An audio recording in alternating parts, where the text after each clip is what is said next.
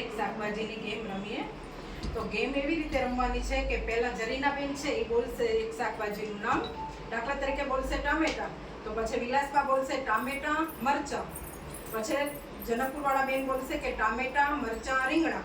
એવી રીતે પહેલેથી જ બધા શાકભાજીના નામ બોલતા હોવાનું ને પગનું એક અલગ શાકભાજીનું નામ બોલવાનું.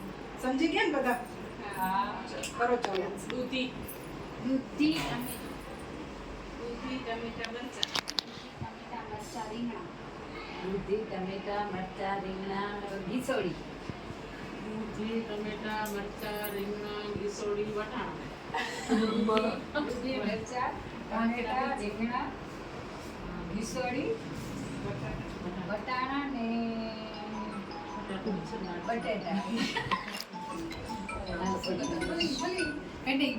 દૂધી ટમેટા મરચા રીંગણા ઘીસોડી વટાણા બટેટા લીલી ડુંગળી ટામેટા મરચા રીંગણા ઘીસોડી વટાણા બટેટા લીલી ડુંગળી ને પાલક.